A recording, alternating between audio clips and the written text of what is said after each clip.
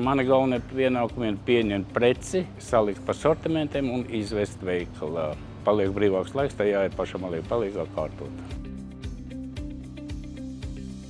Topiņā es strādāju 15 gadi, bet 17. novembrī būs 16 gadi. Mana nodarbošanās ir mainījusies. Es atnācu uz šeit strādāt ar apsargu, pēc tam piedāvāju iet pa krāvēju. Es pieteicos, jo apsargu man nepatika tas darbs. Nu, tā arī vēl tagad es par to krāvēju var teikt.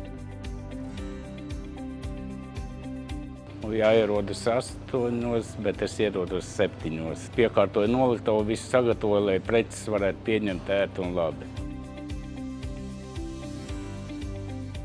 Manā darbā visvairāk patīk tas, ka nav vienmuļš darbs, katru dienu kaut kas mainās.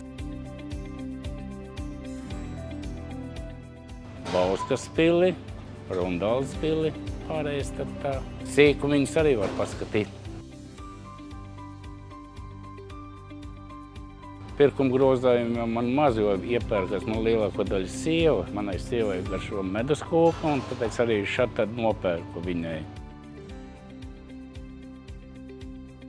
Top komandā, es domāju, kolektīvs mūsu ir labs un priekšnieki ir labi. Mēs paši organizējam sev pasākumus, atpūtas vakarus. No vadības puses arī vienmēr nāk pretī, ja vajag.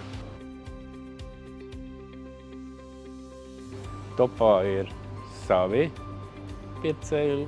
Tagad vasaras sezona lietuvieši braucot uz Jūrmalu, atpakaļ iepērkas. Tālbraucēji mums ļoti labi, jo mums ir atļauts stāvvieta tālbraucēji.